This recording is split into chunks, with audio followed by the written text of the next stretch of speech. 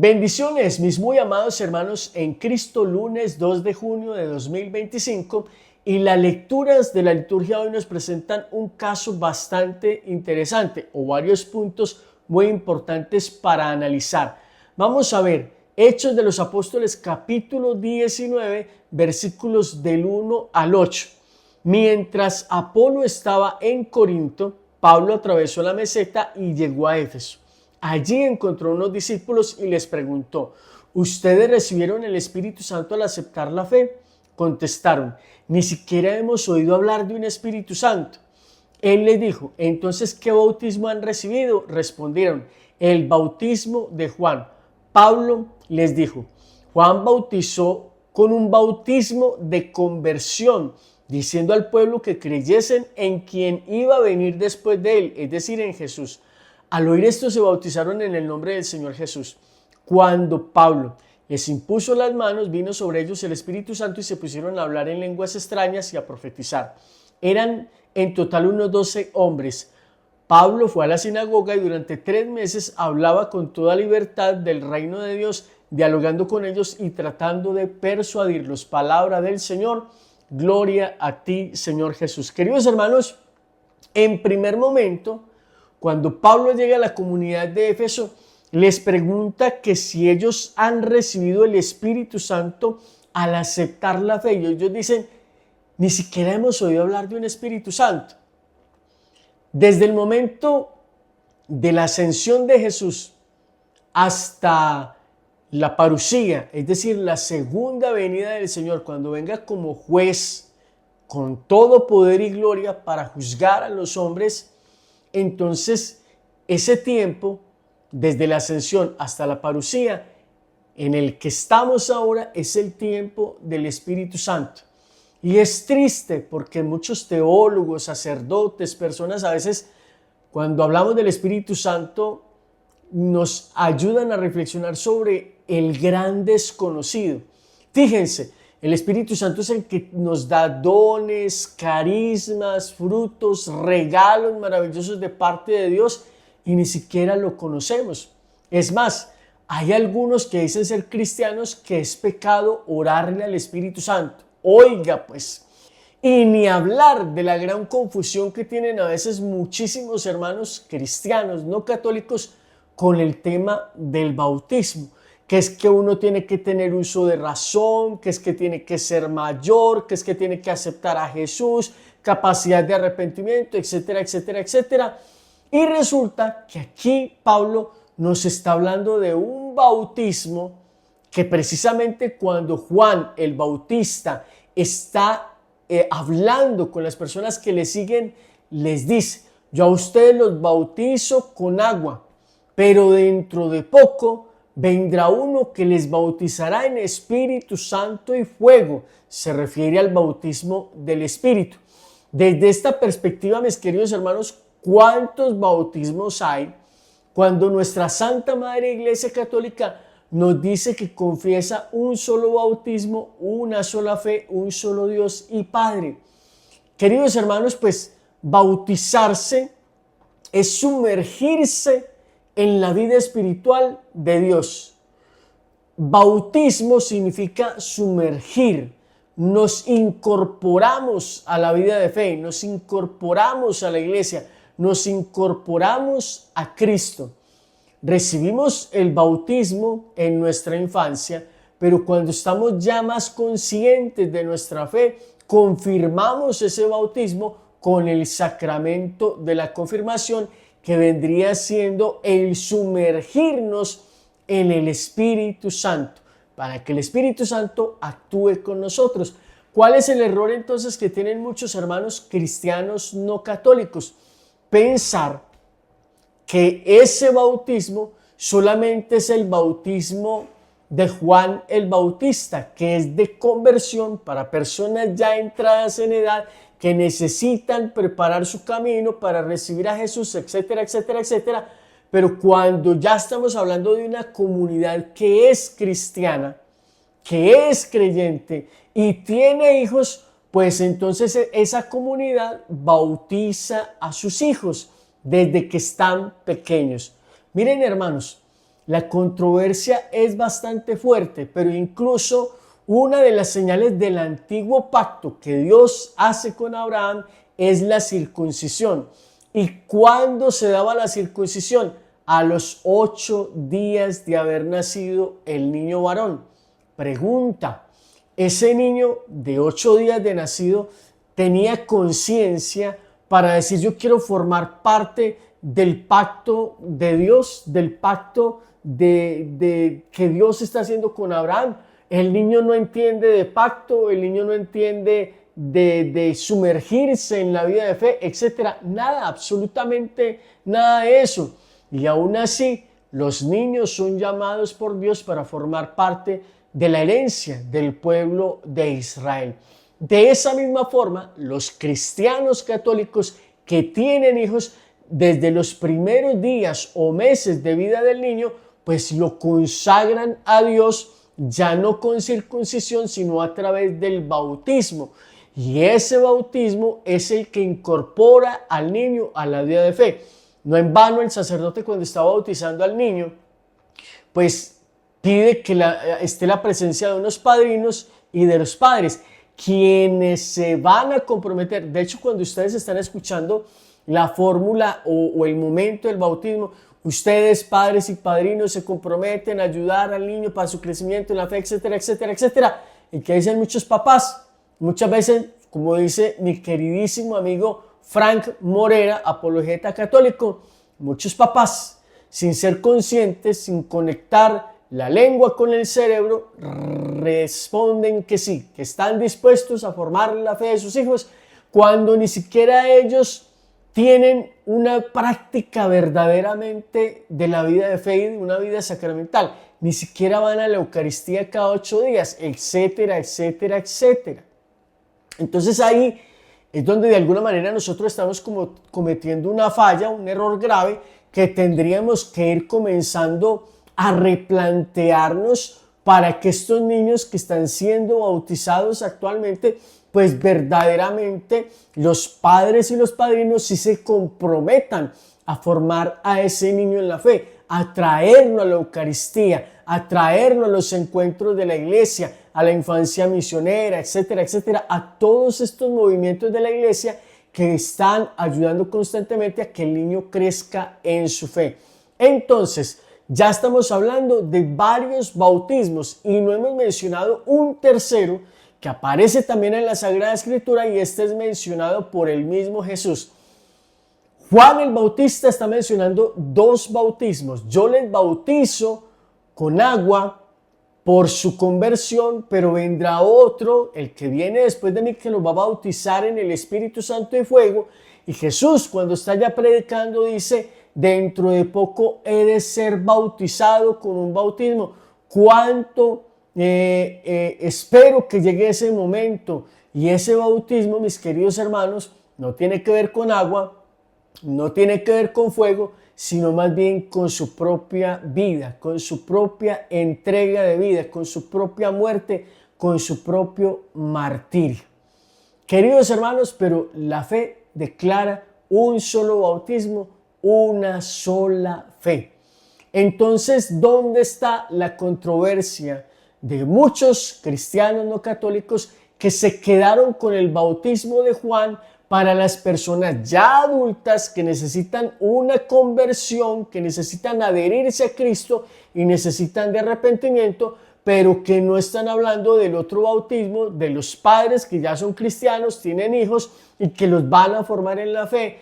Recuerden que en la Sagrada Escritura no hay ni un solo versículo que diga que se bautizaban familias completas, menos los niños o menos los bebés, mientras que sí hay textos que dicen que se bautizaban familias enteras, y por ningún lado hace salvedad alguna de que menos los niños. Es más, siempre en la Cuaresma, generalmente miércoles de ceniza, se lee el texto de Joel donde dice que Dios llama incluso para que traigan a la asamblea a los niños de pecho. Ya hablé de la circuncisión, les estoy hablando del profeta Joel, cuando Dios manda a convocar a la asamblea y entre esa asamblea traigan a los niños de pecho, niños que no entienden lo que está sucediendo allí, etcétera, etcétera, etcétera. Y continuando entonces con todo este tema, pues recordar que efectivamente está el bautismo del Espíritu Santo, que es aquel que viene en la renovación espiritual, donde la persona, al hacer una oración confiada y pedir el Espíritu Santo, pues viene a recibir diversos dones y diversos carismas que muchísimas personas, por su falta de fe y de compromiso, pues muchas veces simplemente no están implementando en sus vidas.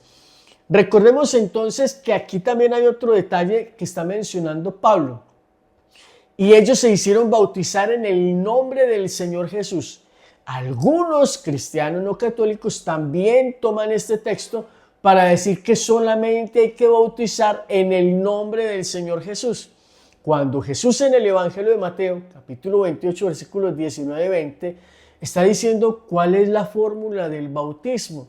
Bauticen a todas las gentes en el nombre del Padre, del Hijo y del Espíritu Santo.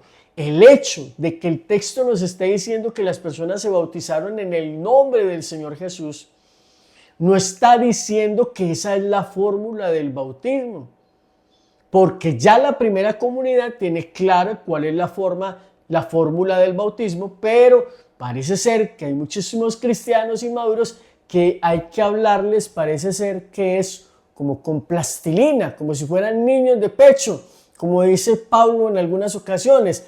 Yo tuve que tratarlos a ustedes como niños, darles lechita, porque no tenían la capacidad de digerir alimento sólido.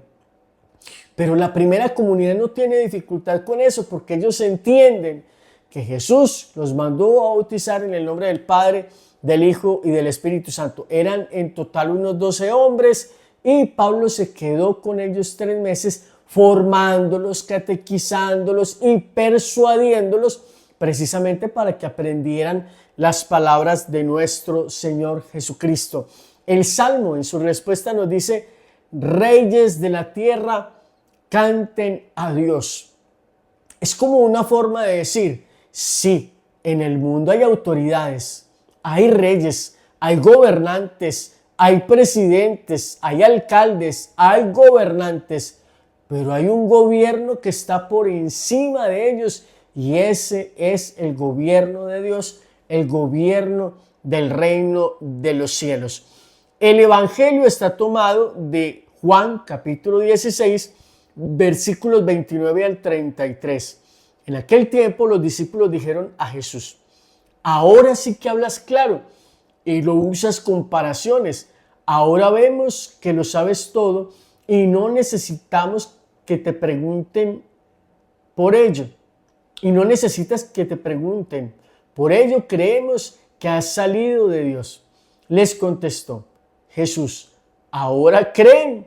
Pues miren, está para llegar la hora, mejor, ya ha llegado, en que se dispersen cada uno, cada cual por su lado, y a mí me dejen solo.